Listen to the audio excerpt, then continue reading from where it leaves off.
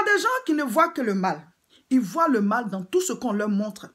Il y a des gens comme ça. Eux, ils ne voient que le mal. Ils ne voient pas ce qui est bien.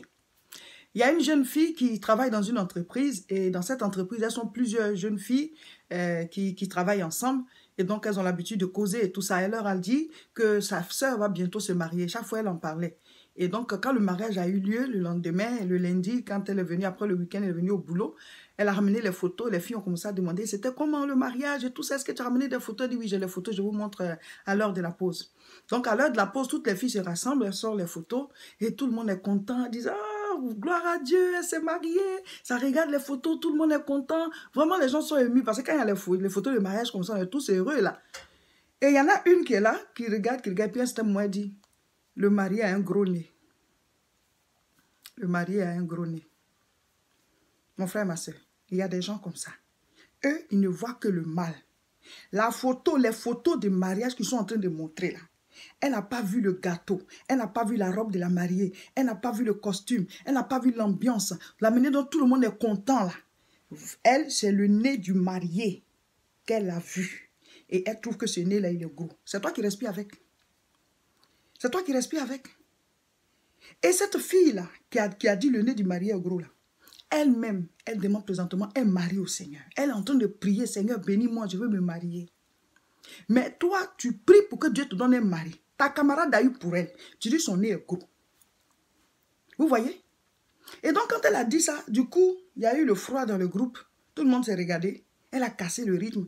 Et donc, la fille dont c'était la soeur qui s'est mariée, elle lui a dit, mais qu'est-ce que ça veut dire? Moi, je te montre les photos du mariage de ma soeur, tu insultes mon beau-frère. Elle dit, mais je ne fais que dire ce que je vois.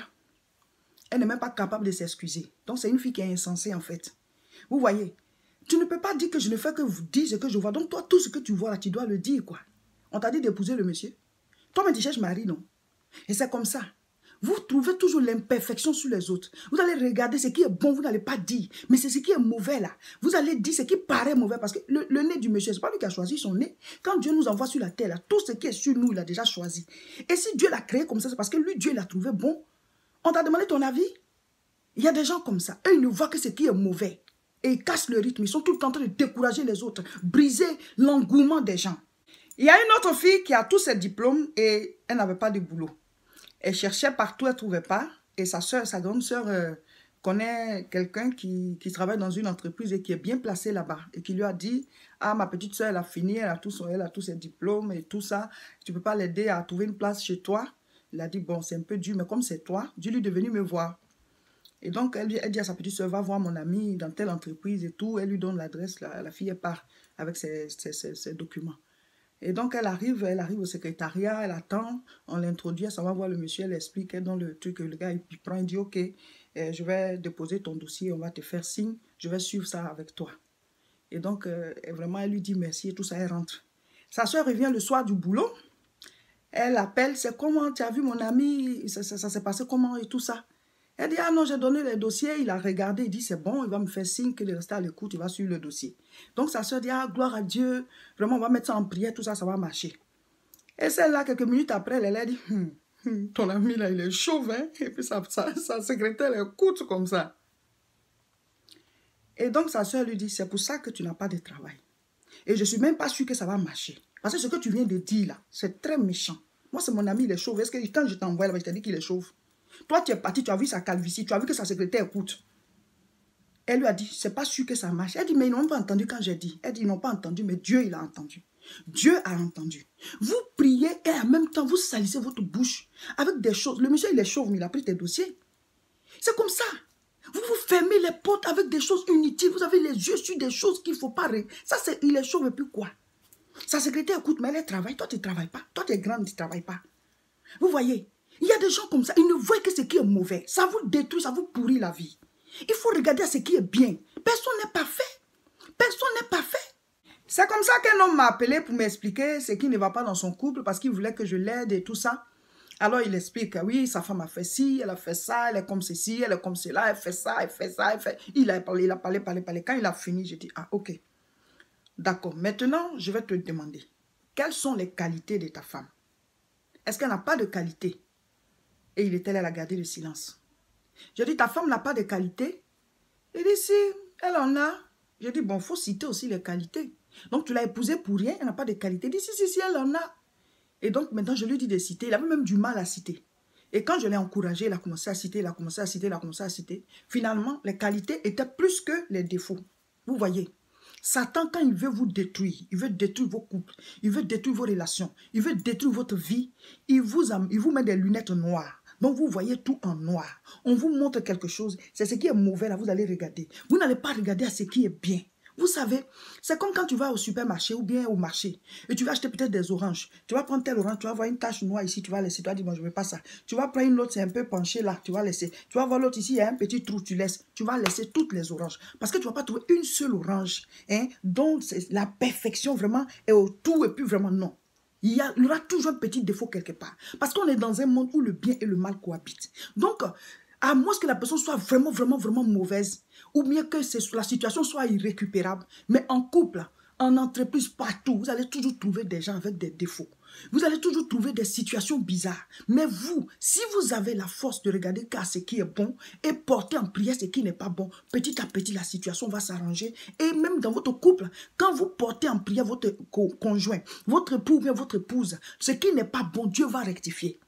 Quand je parle de situations irrécupérables, il y a des foyers vraiment, quand tu regardes, tu vois que si vous y restez, vous allez y laisser votre vie. J'ai déjà prêché un message comme ça pour dire que si tu vois que c'est ta vie qui est en danger, par exemple, le gars, il te frappe, tu sais que finalement, un jour, il va te tuer. Ou alors, tu es avec une femme qui... Il y a des femmes aussi qui frappent, hein, voilà. Donc, la femme, c'est au contraire, c'est elle qui frappe, finalement, va te tuer, tu es obligé de partir. Ou bien, tu es avec un gars, il te trompe, ton cœur même, c'est en 1000 morceaux. Tu vois que vraiment, il ne peut pas changer, il te détruit. Tu vois que ce couple-là, vraiment, si tu y restes, tu vas perdre la vie. Donc, tu es obligé de choisir ta vie est partie. C'est ça que j'appelle situation irrécupérable.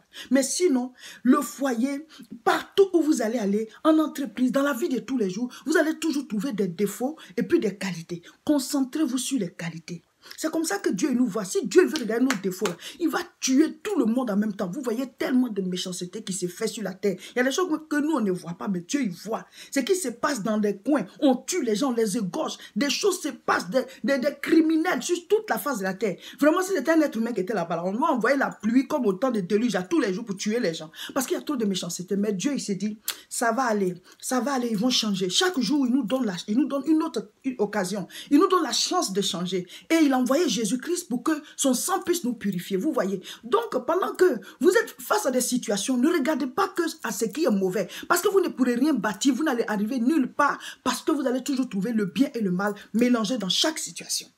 C'est comme certains parents qui ne félicitent jamais leurs enfants.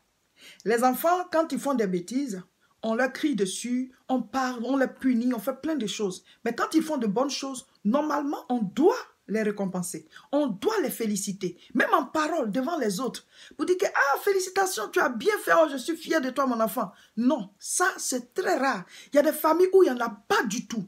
On a les yeux sur ce qui n'est pas bon. L'enfant, il te ramène de mauvaises notes, mais tu vas le chauffer, tu vas faire toutes sortes de choses pour le punir et tout. Et le jour qu'il ramène de bonnes notes, ben, il n'y a pas de félicitations. On est fait, on dit, ok, c'est bien, tu as travaillé, c'est tout. Non, c'est pas comme ça. Ça veut dire que vous êtes plus porté sur le mal. Et ça, c'est pas bon. Quand c'est bon, on doit dire c'est bon. Et quand c'est pas bon aussi, on doit dire c'est pas bon. Mais la manière même de le dire aussi, c'est très important. Parce que le but, c'est pas de détruire la personne. Le but, c'est de bâtir la personne. Vous voyez. Mais quand on détruit, et puis quand maintenant c'est bon, on est là, on ne dit plus rien. Ça veut dire que quelque part, ben nous, on a un problème. Quand c'est bon, on doit dire c'est bon. N'ayez pas les yeux que sur le mal. Je veux parler aussi à ceux qui sont patrons. Tu es patron à la maison parce que tu as peut-être des servantes, tu as un gardien, tu as quelqu'un qui travaille pour toi, ou alors au service, tu es établi. Quand les gens ils font des erreurs, mais vous êtes dans tous vos états, ta servante n'a pas bien fait telle chose, mais tu cries, tu tapages, mais le jour qu'elle fait bien, tu ne dis rien, tu es là comme ça, c'est pas bon. Apprenez à féliciter les gens. Apprenez à valoriser ce qui est bien. Ah, ça c'est bien, tu l'as bien fait. Ah, mais félicitations.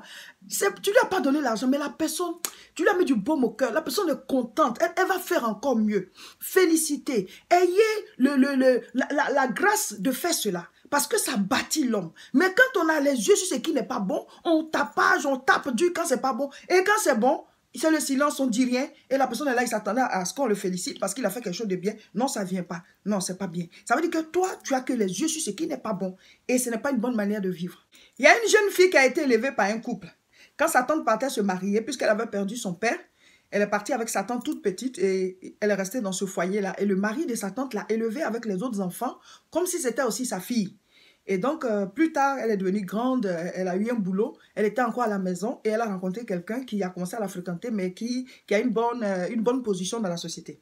Et il se trouve que l'une des sœurs du monsieur, qui l'a élevé, une de ses tantes, voilà, connaît aussi le monsieur, mais elle ne savait pas que c'était celui-là que la fille avait rencontré. Et le gars, il venait rendre visite à la fille, il passait dans la rue, et la tante, là, elle partait acheter quelque chose au supermarché. Ils se sont rencontrés. Ah, tu fais quoi dans le quartier? Non, je viens voir une des filles de monsieur Tan. Elle dit, ah bon, mais ça, c'est mon frère. Tu le connais? Elle dit, non, non. Il dit, non, c'est l'une de ses filles que je connais. On a commencé à se fréquenter, tout ça. Et elle lui demande laquelle de ses filles. Et il dit le nom. Et puis la dame dit, ah, mais en fait, celle-là, c'est pas sa fille, hein. C'est une de ses nièces, c'est même la nièce même de sa femme qui l'a élevée comme son enfant. Et le monsieur dit, oui, je sais. Je le sais, elle me l'a dit. Elle ne m'a pas caché, elle m'a dit.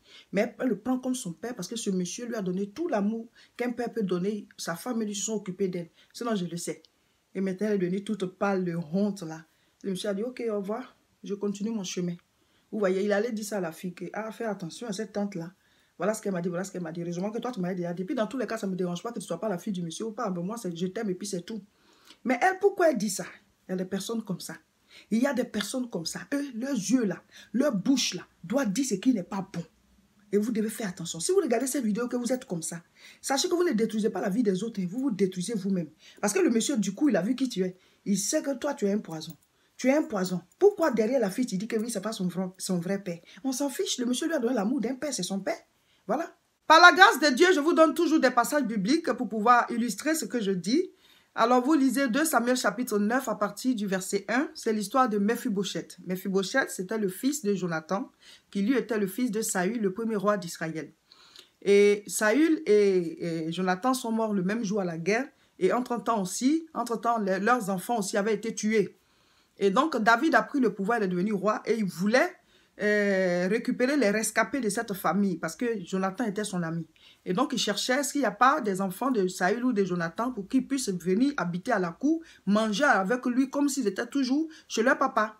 Et donc, on appelle celui qui travaillait chez eux l'intendant, il s'appelle Tsiba. On dit Tsiba. Le roi demande s'il n'y a pas un fils ou bien un descendant de Saül ou bien de Jonathan qui est encore là. Et Tsiba qui dit oui, il y a un fils de Jonathan qui est là, mais il est perclus des pieds. C'est-à-dire qu'il est bancal. Bon, chers frères et sœurs, jugez l'affaire avec moi. Est-ce que c'est ça qu'on a demandé? Est-ce que ces pieds perclus là, c'est avec ça qu'il va manger à la table du roi? À quoi ça sert de relever ce point-là? Oui, il a un fils qui est là, mais qui est perclus des pieds. Il est mauvais de Tsiba là. Ça dit que Jean, cher roi, vraiment, il va te honir avec ses pieds qui sont pliés là. Il va venir marcher dans la cour ici là. Vous voyez, c'est quelqu'un qui a les yeux sur les mauvaises choses qui est là. Ce n'est pas un bon conseiller. Et de telles personnes, quand ils sont auprès de quelqu'un là, ils le dirigent mal. Ils le conseillent mal parce que eux, c'est les mauvaises choses qu'ils voient. Et donc, le roi David a dit, il est où? Et on a récupéré l'enfant. Toi, on te dit, s'il n'y a pas quelqu'un qui est là, tu dis qu'il est bancal, il est perclus, ses pieds sont penchés. Est-ce que c'est ce qu'on t'a demandé? C'est comme ça que les gens ils sont. Vous voyez? Donc, chers frères et sœurs, si tu suis cette vidéo, que tu sais que toi, tu as toujours les yeux sur ces genres de mauvais aspects-là, il faut changer parce que ça montre une mauvaise image de toi. Quand tu es quelque part, c'est toujours toi qui attires les regards sur les mauvaises choses. Ça veut dire que au fond de toi est mauvais. C'est ce que ça veut dire. Quand on donne les messages comme ça, ce n'est pas pour que vous puissiez aller dire aux gens, jeter cela au visage des gens pour dire, toi je sais, ta manière de faire, j'ai reçu un enseignement dessus, toi tu ne vois que le mal. Non, ce n'est pas pour prendre les choses spirituelles pour les envoyer dans le monde physique, parce que finalement c'est comme si vous n'avez pas compris. Quand on t'enseigne, c'est pour que toi tu puisses comprendre ce qui se passe autour de toi et que tu saches diriger ta vie. Pas pour jeter cela au visage des gens, non. C'est pour que toi tu sois équilibré, que tu saches ce qui se passe autour de toi. Parce que l'enseignement nous éclaire, c'est la lumière, la parole c'est la lumière. Je suis pasteur Seka Olga de l'église évangélique La Moisson de France. Nous prions à Touquet, c'est dans le nord. L'adresse est 48 rue Saint-Omer, 59 200. Vous pouvez venir faire les cultes tous les dimanches à partir de 10 h. Et puis nous avons des retraites spirituelles, des temps de délivrance, des temps d'entretien. Appelez-nous au 0033 751 51 25 16 pour participer à tous ces programmes. Une fois par mois, nous avons de grandes croisades de prière au niveau de Paris-Aubervilliers. La prochaine, c'est le samedi 9 février à partir de 14 h 30. Donc, tous à Aubervilliers pour ce grand moment de prière. L'adresse est 29 rue Sadi Carnot, 93 300.